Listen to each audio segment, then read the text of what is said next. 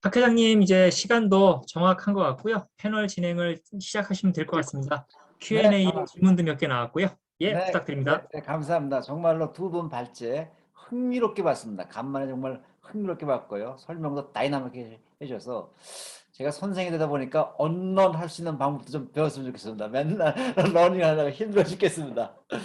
첫 번째 제가 패널 질문을 좀 하나 해드리겠습니다. 이게 지금 탄소 중립과 그다음에 사용 후 해결료 이 공론화 과정을 거쳤는데요. 이게 두 개의 이제 교차점이 있습니다. 뭐냐면 지금 탄소중립위원회가 이 탄소중립 시나리오를 갖다가 공론화를 거쳐서 다음 주에 국무회의에 올려서 뭐 확정을 하겠다는 것이 절차입니다. 탄소중립 시나리오의 공론화는 그럼 제대로 된 것인가?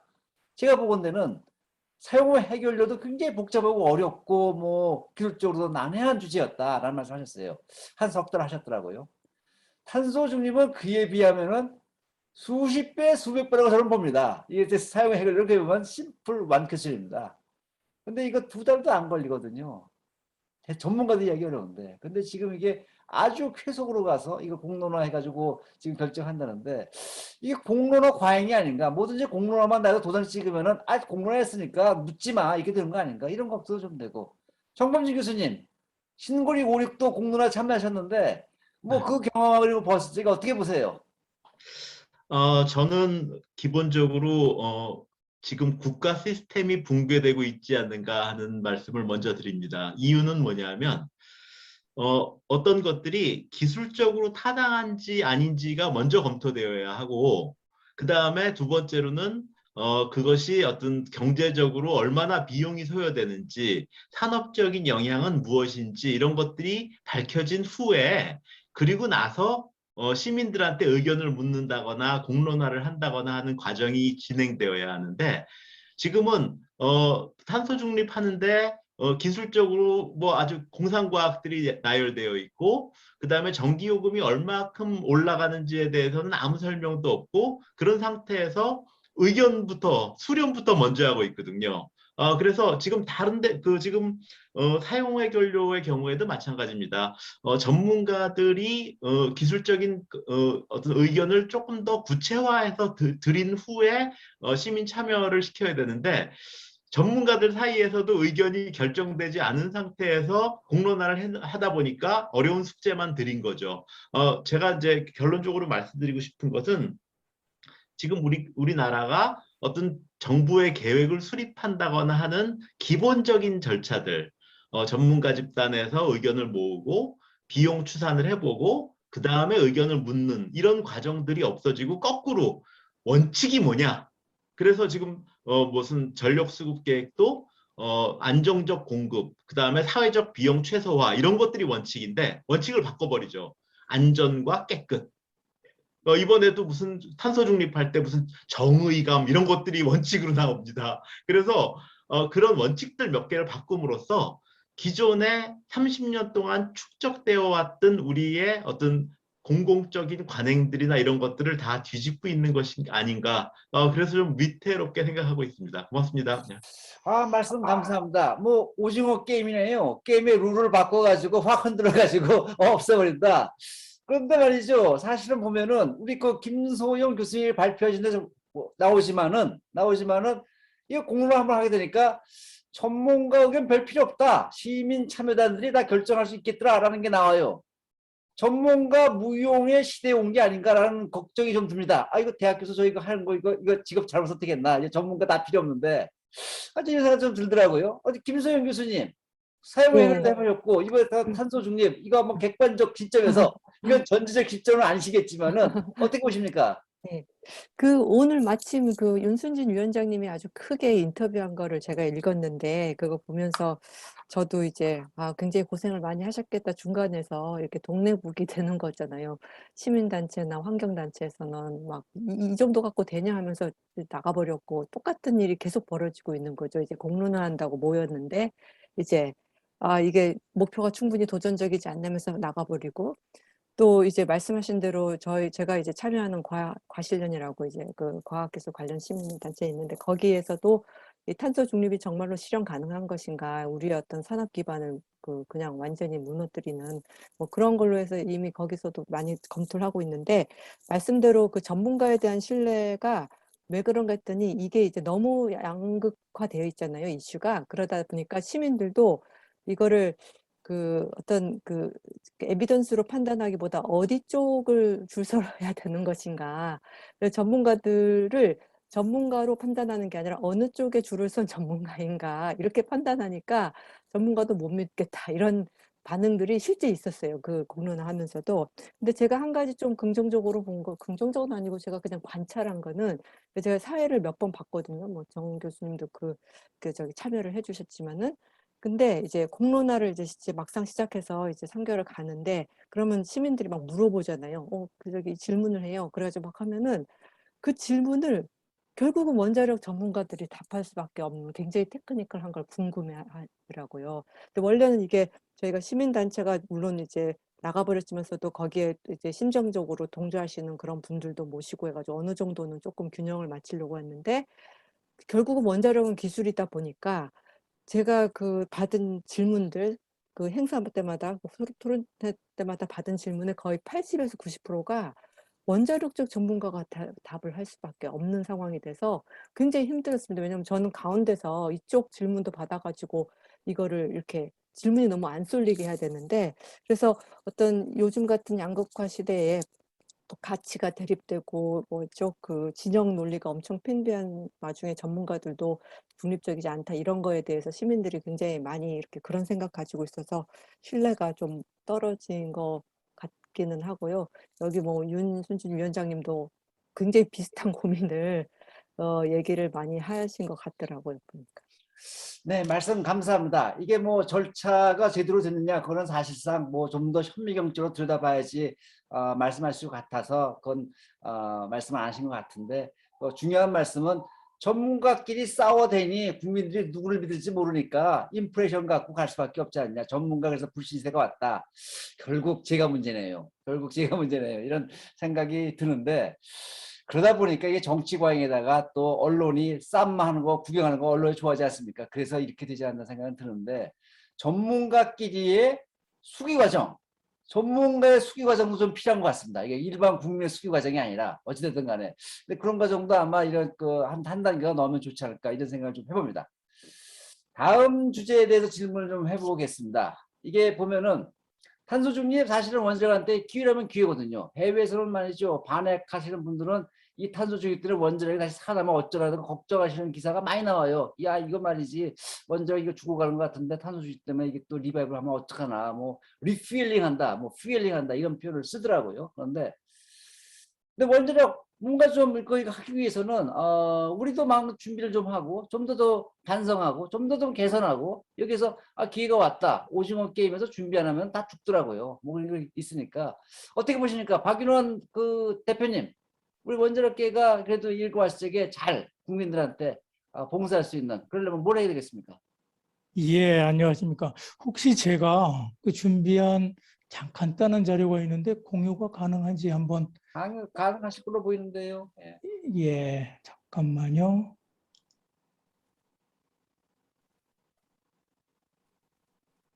발표를 너무 길게 하시면 안 됩니다. 발전을 드리는 게 예, 아니고 지금 짧게 패널 하겠습니다. 말씀이니까. 잠깐만요. 그냥 아무래도 말씀을,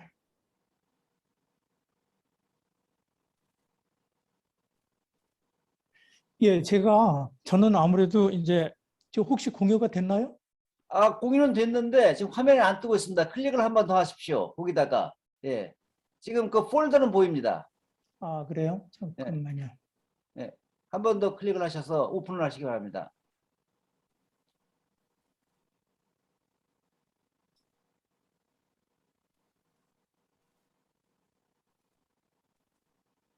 공유됐나요?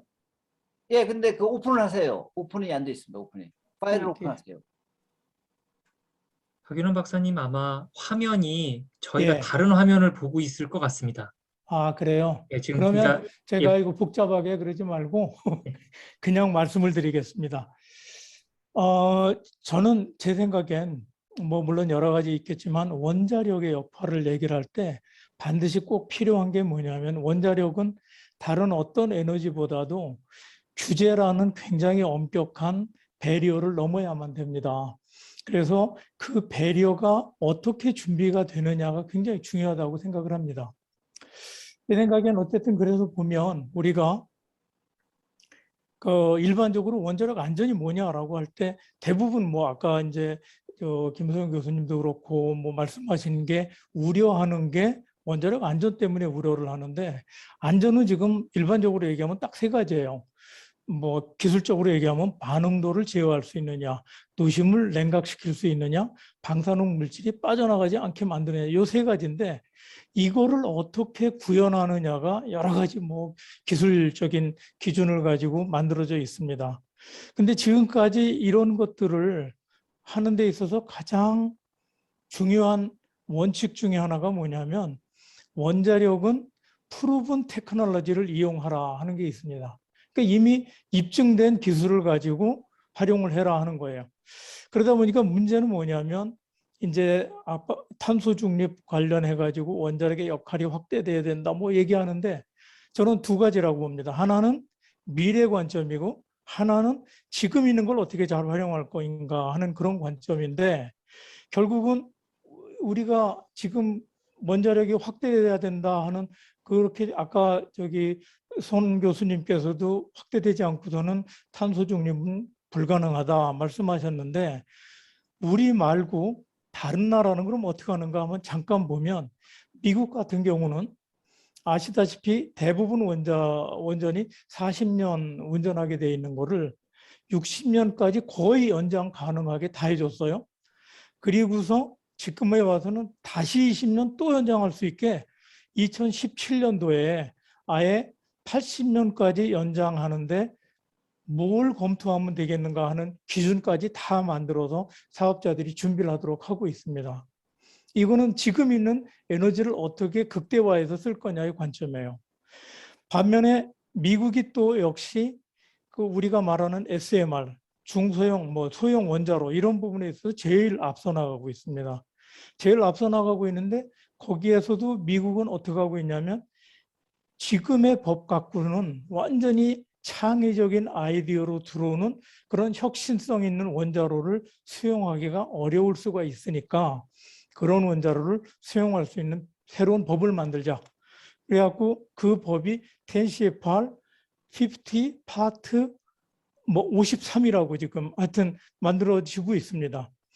거기에서 미국은 앞으로 새로 들어올 혁신적인 원자로를 어떻게 이 사회에 받아들이도록 하고 허가를 주겠다 하는 걸 하고 있어요.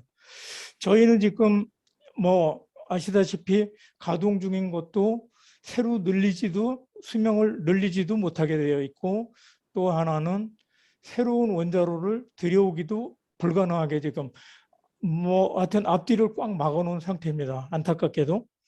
그래서 영국을 보니까 영국 같은 경우는 2020년도에 혁신적인 것을 어떻게 규제해서 받아들일 것인가 하기 위해서 Approach to Regulating Innovation이라는 하나의 전략을 규제기관의 앞으로의 정책 방향을 발표를 했습니다. 또 재미있는 거는 뭐냐면 여기서 그 규제기관이 내놓는 의견이 규제자로서 4차 산업혁명의 혜택을 국가와 시민이 누릴 수 있도록 규제의 불확실성과 혁신에 따른 사업자의 부담을 줄이겠다 하는 게 목표예요. 그리고 뭘 만들어 놨냐면 그 규제기관이 ONR이라는 데인데 거기에 이노베이션 셀이라는 그러니까 창의적인 아이디어는 누구든지 갖고 와서 여기서 논의하고 채택이 된다면 그걸 통해서 규제를 그쪽으로 바꿔가겠다 하는 그러한 식의 아예 누구든지 와서 논의할 수 있는 그런 룸을 하나 만들었습니다. 그래서 저는 이런 식의 원자력이 혁신이 없으면 원자력이 꼭 있어야 된다 다 얘기하지만 다 얘기는 뭐 하냐면 원자력이 어쨌든 간에 새로운 혁신이 없으면 지금 상태로는 안 된다가 또 하나의 대부분의 의견입니다. 그래서 제 생각엔 안전 규제 관점에서 본다면 지금처럼 엄격한 것만을 강조하는 것이 아니라 지금 있는 기술이 지금 뭐 충분히 저희는 누적이 되고 셋업이 돼 있습니다.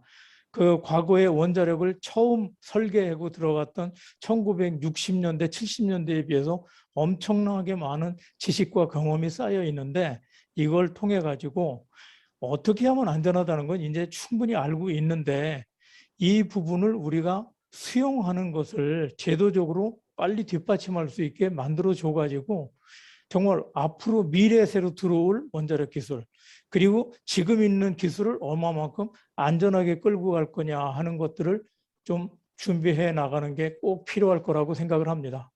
예, 감사합니다. 네, 말씀 감사합니다. 말씀의 요지는 안전 규제에 있어가지고 뭔가 개선이 있으면 되겠다라는 제안을 하시고 계십니다. 이 탄소 중립 원자력의 기여를 더 확대하기 위해서는. 제가 동의하는 거 하나는 뭐냐면은 안전 규제라는 것은 뭐냐면은 어떠한 산업의 기술, 과학이 이 사회에 위험을 주지 않으면서 기여를 할 수 있게 만드는 것이 규제입니다. 이게 규제 철학입니다. 그런데 그 후반부, 이 사회에 기여를 할 수 있게끔 해준다는 이 점 없고 그 앞에 이게 사회에 위험을 줘서는 안 돼. 그것만 바라본다면 할 필요가 없죠. 다 때려쳐야죠. 근데 우리나라 규제가 특히 원자력에서 그러한 양면성을 갖다 잊어먹고 한쪽만 바라보지는 않나 이런 생각도 좀 해보게 됩니다. 한 가지 더 드리고 싶은 말씀은 지금 공론화 만능주의로 가고 있어요. 우리 사회가 어찌 보게 되면 그 지금 말씀하신 안전규제의 개선 방안도 공론화자 전문가가 무슨 소용이 있냐 다 지문사에 모여가지고 정하면 되지 그럴까 걱정이 되는데 제가 생각하기에는 전문가가 어떤 컨센서스라든가 디스커션에서 결정할 부분이 있고 그다음에 시민사회가 공론을 통해서 결정할 부분이 분명히 있다고 봅니다. 그 두 가지가 혼동되면 안 된다고 봅니다. 예를 들면은 탄소 중립을 가야 될 것이냐 말아야 될 것이냐 이런 건 시민들이 결정할 수 있어요. 어떻게 시민들이 행동해야 될 것이냐 이런 건 결정할 수 있어요. 그런데 이게 재생에너지가 70% 돼야 되고 뭐 그다음에 CCUS가 뭐 1억 톤 돼야 되고 뭐 그다음에 수소 뭐 그다음에 원자력 어떻게 이거는 공론화를 결정할 주제가 아닌데 제가 보건대는 공론화 만능주의로 가면서 전문가가 논의할 부분과 시민사회를 통해서 공론을 통해서 결정할 부분이 좀 혼란돼서 이게 여기서 욕먹고 저기서 욕먹고 그런 거 아닌가 싶은데 우리 김수현 교수님 고개를 끄덕끄덕 하시는 거 보니까 동의하신 걸로 알고 제가 시간이 없어가지고 여기다 의견을 묻지는 않겠습니다. 정범진 교수님 원자력계에 계신데 할 말 있을 것 같은데 지금 탄소중립 하겠다는데 탄소중립 2050년에 원자력은 6%밖에 안 돼요. 6%밖에 안 됩니다. 어찌 가셔갑니까? 근데 잠깐 하시던 말씀에 저도 좀 드릴 말씀이 있는데 사실 네네. 공론화 뭐 지상 그 말씀하셨지만 신고리 오리코기 공론화 우리 정봉진 교수님께서 참석하셨고 저는 그때 뭐 가보진 못했습니다만 그때는 상당히 관심이 있어서 이렇게 지상 중계도 듣고 이랬었거든요. 그때와 지금 몇 년 지난 다음에 이번에 탄소 중립 기본 시나리오에 대한 걸 이렇게 보면서 굉장히 많이 달라졌다는 생각을 합니다. 그때는 신고리 오리코기를 질 것인가 말 것인가를 가지고 굉장히 오랫동안 설득도 하고 그랬었습니다. 근데 이번에 나온 1안, 2안, 3안이 얼마나 웃기는 건가 하면요. 현재 우리가 지금 배출하고 있는 탄소의 총량이 이산화탄소의 총량이 7억 톤입니다. 근데 2050년에 0톤 할래, 1,500톤 할래, 2,500톤 할래 이렇게 얘기를 한 겁니다. 말하자면 거꾸로 얘기하면 6억 7,500톤을 줄일래, 7억 톤을 줄일래 이건 물어본 거거든요. 사실 아무런 차이가 없는 겁니다. 2050년이면 30년 후인데 전문가 아니라 신이라도 모르는 일이죠. 그걸 갖다가 이제 시민들 모아놓고 이거 할래 저거 할래 그런데 아무 차이도 없는 걸 갖다가 몰아놔놓고 이제 말하자면 가장 레디칼한 안위를 꼽도록 이렇게 조작을 해댄 거거든요. 그런 사실도 알려주지 않았고 어떤 의미에서는 이건 공론화 소통이 아니라 어떻게 하면 이걸 감추고 그냥 조용히 넘어갈 것인가만을 궁리한 그런 방식으로 이번에 진행을 했단 말이에요. 그래서 아마 이 정부안에서도 공론화 방식도 너무나 많이 그렇게 돼버렸는데 사실 우리가 전문가라는 사람들은 그게 뭐 어떤 전공을 했든지 간에 근본적으로 과학에 대해서 신뢰하고 사실의 모든 걸 기반해서 생각을 하려고 하고 또 데이터로 꼭 검증을 해봐야 직성이 풀리는 게 이제 아카데믹 월드에서의 우리가 이런 어떤 다른 차이를 극복하는 방법입니다. 그래서 우리가 논문도 쓰고 세미나도 하고 하는 거 아니겠습니까? 근데 우리가 그렇게 하는 범위를 벗어나 버린 게 말하자면 이제 환경단체나 그다음에 지역 주민들 이런 데 관련된 갈등이 워낙 커지니까 이게 완전히 그냥 정치가 다 이걸 이렇게 오버라이트 해버린 겁니다. 정치적으로 이걸 또 이용하는 세력이 들어와 가지고 뭐 이번에 사실 탄소 중립도 아마 법안을 자세히 보시면 앞으로 현재까지 환경운동 하던 사람들의 생태계가 엄청나게 화려해질 겁니다. 그게 뭐 정의로운 실천연대니 무슨 뭐 엄청나게 많은 이 국가가 돈을 줘야 되는 기구를 만들고 있거든요. 그런 식으로 이용하는데 이렇게 가버리니까 사실은 전문가라는 사람들은 서로 다른 생각을 가진 사람들이 이런 생각을 가진 사람도 있고 이런 생각을 가진 사람도 있고 하는 두 사람이 앉아서 뭐 논문도 쓰고 얘기를 해서 이렇게 접근하는 방식을 이때까지 우리는 선호했던 거잖아요. 근데 이 범위가 아니라 사실하고 아무 상관없는 여기 있는 사람이 들어와가지고 우리가 전문가라고 얘기를 하는 겁니다. 그러다 보니까 사실은 사실의 영역은 요만큼인데 이 사람이 계속 주장을 하니까 사실의 영역 바깥에 가서 이미 결정하는 단계에 가버렸기 때문에 사실 우리가 어떤 상식적인 혹은 전통적인 방법으로 이런 문제를 해결한다는 게 불가능하다는 생각이 요즘 굉장히 많이 들었고요. 저는 개인적으로 에너지를 이렇게 마구 다루게 되면 엄청난 재앙이 온다고 생각을 합니다.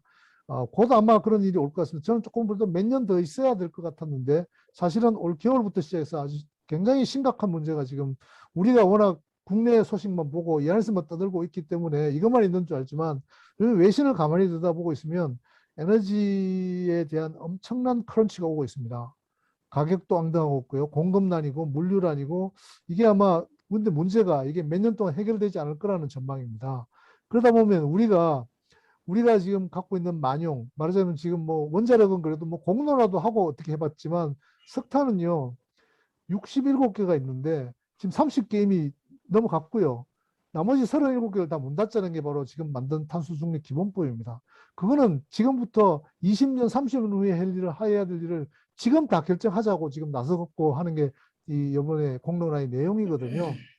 그래서 아마 이렇게 에너지를 다루면 반드시 엄청난 재앙이 우리한테 올 거라고 저는 생각을 합니다. 그게 이제 아까 처음에 제가 드린 말씀, 에너지가 없는 나라가 고도 산업 사회를 이룬다는 게 얼마나 어려운 일인가에 대한 어떤 그런 올 텐데 저는 뭐 올 겨울 혹은 내년 뭐 얼마 안 지나서 아마 이런 어떤 큰 어려움을 맞이하게 되면 사람들이 에너지나 환경 문제를 이렇게 다뤄서는 안 되는구나 하는 그런 거를 좀 느낄 때가 오지 않을까 하고 개인적으로 기대는 하고 있습니다. 네, 손 교수님. 그게 잘 보이진 않습니다. 그때 가서 공론화 다시 한번 하지요, 뭐. 우리 정권진 교수님, 원자력, 탄소 중립 시대에 뭘 좀 더 하겠습니까? 우선 그 아까 논의 관련해서 한 30초만 말씀드리면 우리가 후쿠시마 원전 오염수 뭐 이 문제를 논의할 때 과학적 논의는 농도가 얼마냐, 배출 기준치가 얼마냐, 넘느냐 안 넘느냐, 우리나라 배출 기준치와 일본 배출 기준치가 같으냐 다르냐 뭐 이런 것들이 과학적 논의죠. 근데 사회적 논의는 일본이 믿을 만한 나라냐, 일본이 정보를 우리에게 주었느냐, 일본이 우리나라를 무시하는 것은 아니냐 뭐 이런 논의인데 과학적 논의의 대상을 사회적 논의로 바꿔버리면 문제를 풀 수 없게 되는 것 같습니다. 그래서 지금 뭐 탄소 중립 문제나 이런 것들도 똑같이 어떻게 논의해야 되는 방식을 바꿔버리는 거죠. 그런 것들이 가장 큰 문제라고 생각되고요. 탄소 중립 관련해 가지고는 지금 원자력 발전소에서는 이산탄소가 안 나오니까 탄소 중립에 유리한 거 아니냐. 그러니까 그래갖고 덥석 우리가 원자력계에서 덥석 물어가지고 야 우린 이산탄소 안 나온다. 그러니까 원자력 써야 된다. 이 주장은 위험한 주장 같습니다. 왜냐하면 기후 온난화에 대해서 부정하는 과학자들도 많이 있거든요. 그래서 저는 뭐 우리가 과학자니까 과학자답게 해야지 유리하냐 불리하냐를 따져가지고 하는 건 옳지 않다고 생각하고요. 오히려 거꾸로 이 논의의 시작부터 돌아보면은 아까 손양 교수님께서도 말씀하신 것처럼 이산화탄소의 축적에 기여했었던 선진 7개국의 의무를 강조하던 시대에서 지금은 흐물흐물해갖고 전 국가가 다 담당하는 시대로 바뀌었어요. 그리고 그 책임감도 다른 모든 나라한테 물어보는 시대가 됐는데 그동안 이 상황을 보면 선진 7개국도 적극적으로 탄소 중립을 한 것이 아니라 옆 나라 어떻게 하는지 눈치 봐가면서 살살 했거든요. 그런데 지금 그러다 보니까 이제 지금 갑자기 하려다 보니까 사회적인 경제적인 피해나 이런 것들을 고려할 때 이제는 재생에너지는 안 되겠고 원자력으로 해야 되겠구나 하는 것들이 선진국이 이제 바뀌어 나가고 있는 추세인 거고요. 바이든도 마찬가지고. 그러면 우리나라가 이렇게 진도를 열심히 뽑는 거는 국제사회의 호구가 될 가능성이 많습니다. 그래서 다른 나라가 어떤 식으로 탄소 중립을 하는가를 눈치를 봐가면서 사회경제적인 부정적인 영향을 없이 할 수 있는 방법은 무엇인가 이런 걸 찾다 보면 이제 다시 원자력도 불러들여야 되겠구나 이런 식으로 가야 되는 것이 정상적이고 저는 원자력 하는 분들이 단순히 그냥 이거 팔아먹어서 원자력 발전소 늘리자 이런 것이 아니라 어떤 국가가 결정할 수 있는 좋은 포트폴리오 중에 하나라는 것을 강조할 수 있었으면 좋겠다는 생각입니다. 고맙습니다. 네, 말씀 감사합니다. 뭐 팔고 싶은 생각 별로 없어요. 팔고 싶은 생각 없고 이 탄소 중립 시대니까 원자력의 기여를 좀 더 어떻게든 간에 국민의 우려 없이 해야겠는데 그러기 위해서 우리 어떻게 하면 좋겠는가 할 때 박윤원 박사님이 규제 제도라는 것도 중요하니까 그게 안전을 보는 틀이거든요. 그러니까 그런 걸 좀 개선을 해야 될 것이고 지금 정범준 교수님 하시는 말씀은 우리가 원자력이 어쨌든 기여를 할 수 있는데 그거 갖고 너무 장사하는 그런 거는 우리 안 좋다라는 말씀으로 제가 받아들이겠습니다. 또 말씀 들어보니까 그리고 손양윤 교수님하고 정범준 교수님 말씀 들어보니까 이게 우리나라 국민하고 공론할 게 아니고 세계 시민 공론을 하겠네요. 이게 선진국들의 깡패네요, 깡패. 자기들은 다 해놓고서 그러니까 세계 시민 공론을 해가지고 야 한국이나 저기 베트남 같은 데는 좀 불쌍한데 좀 내주게 해주고 우리는 좀 더 하고 우리는 과거에 많이 해먹었으니까 좀 세계 시민 공론을 갖다 한번 주장을 하시라고 문재인 대통령 COP26 가시면은 세계 시민 공론화 김세영 교수님 꼭 그때 똥발에서 가시기 바랍니다. 이 정도로 얘기를 좀 해보고요. 얘기를 좀 해보고 사용후 해결료 문제를 좀 하겠습니다. 사용후 해결료에서 김세영 교수님 재검토 하셨는데 재검토를 갖다가 뭐 한 번 갖고 안 되겠다, 두 번, 세 번 하겠다. 하지만 무한대는 아닌 것 같다는 말씀하셨는데 재검토위원회를 한 결과가 이전 결과 똑같아요. 중앙집중식 중간저장 해가지고 연구처분 간다가 똑같습니다. 그럼 4년간 호송세월 하지 않았냐? 뭐 무슨 의미를 여기서 우리가 찾을 수 있겠는가? 뭐 이런 생각이 좀 들어요. 정문주 교수님 한 말씀만 더 해주세요. 정문주 교수님 이걸 만약 비난한다면은 이 정부에서 사실 재검토위원회 던져가지고 아무것도 안 한 거예요. 아무것도 안 한 겁니다. 예산 낭비하고 시간 낭비한 거예요. 어떻게 보세요? 네, 부정적으로도 볼 수 있고 긍정적으로도 볼 수 있습니다. 말씀하신 대로 변화한 것이 없지 않느냐 하면 부정적으로 보는 거고요. 또 하나는 어떤 시장 조사라든지 공론화라든지 하는 것들은 한 번에 끝나지 않습니다. 계속적으로 사업이 추진되면서 추진해야 될 일이기도 하고요. 그러나 지금 이번 재검토위원회에서 좀 아쉬운 점은 뭐냐 하면 첫 번째 공론화에서 무엇이 잘못되어 있기 때문에 공론화를 다시 해야 되는지에 대한 문제 정의가 없었습니다.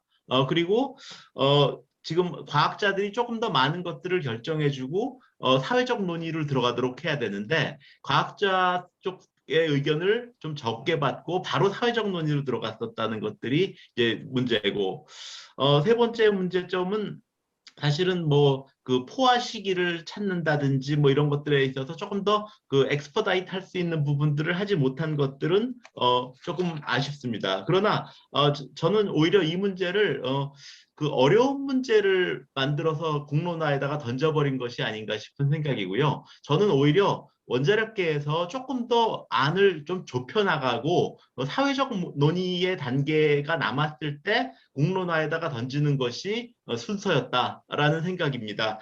그리고 문제를 잘 풀 수 있게 해서 주는 것이 우리의 전문가들의 과제인데 사실 원자력계 내에서 컨센서스가 없었다는 것을 더 가슴 아프게 생각합니다. 고맙습니다.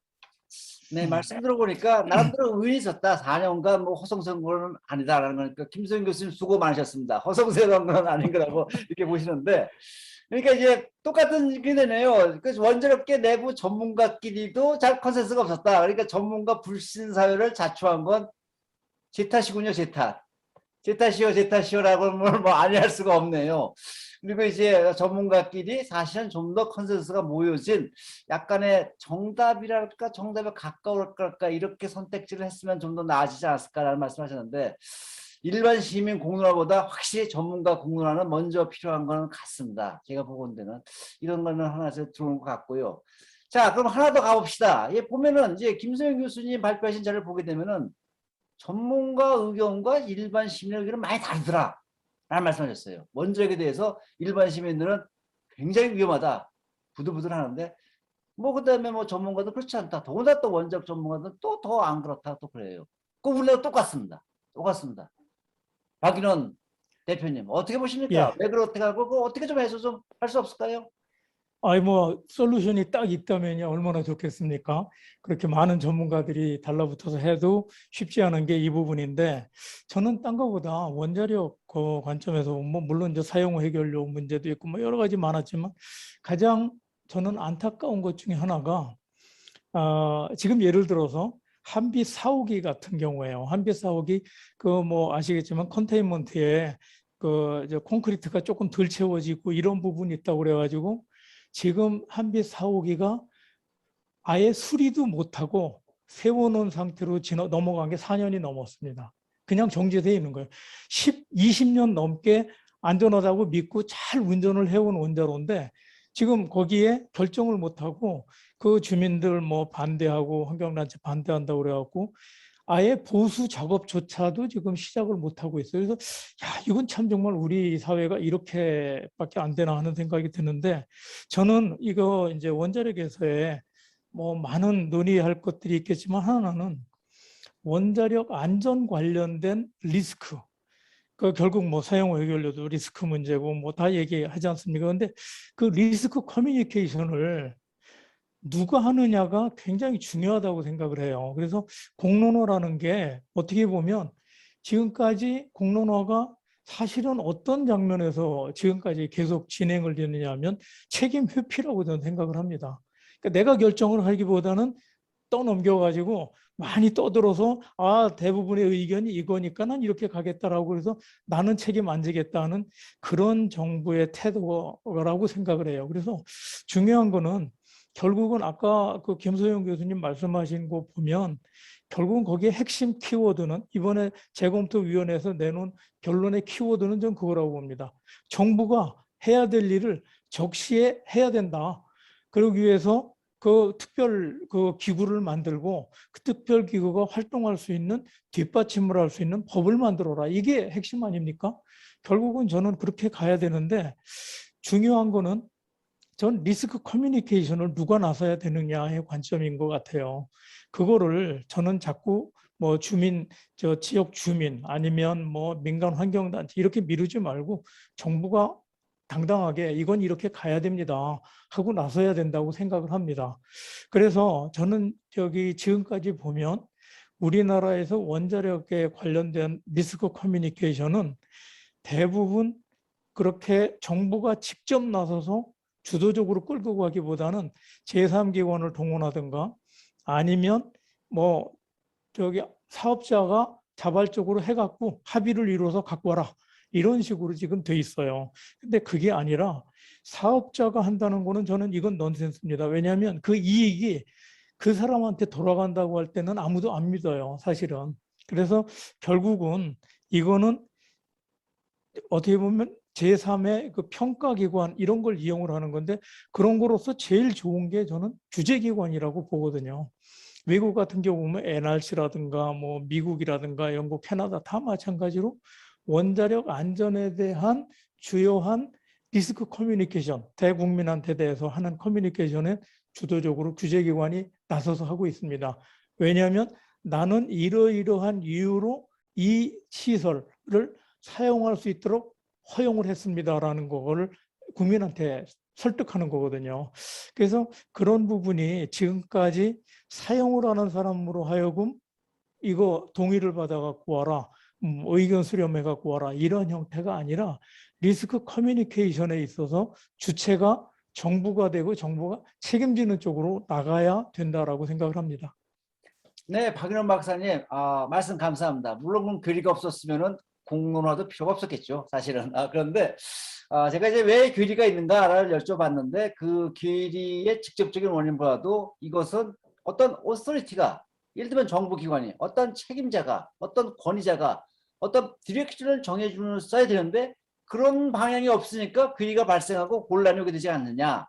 그런 관점을 말씀해 주는데 메르켈의 리더십이 좀 생각납니다. 정말 보게 되면은 메르켈 리더십 중에 하나가 뭐냐면은 중요한 순간 자기가 딱 나서서 얘기를 하더라고요. 이건 이렇게 갈 수밖에 없습니다. 탈원전 할 때도 어쩌죠 메르켈이 나타났어요. 이렇게 하더라고요. 그러한 정부의 신뢰. 제가 어느 조사에서 본 거 보면은 정부의 신뢰도와 원전의 신뢰도는 비례하더라고요. OECD 국에서 보니까 뭐 그런 것도 있어서 그러한 신뢰도 자체가 낮아지게 되면은 또 이렇게 뭐 의견 간의 스피릿도 이게 괴리도 좀 더 커지지 않나라고 봅니다. 근데 어쨌든 일반 대중이 인식하는 리스크와 전문가가 인식하는 리스크는 큰 것 같아요. 정 교수님 그거 큰 주제로 나셔야 되시고 바랍니다.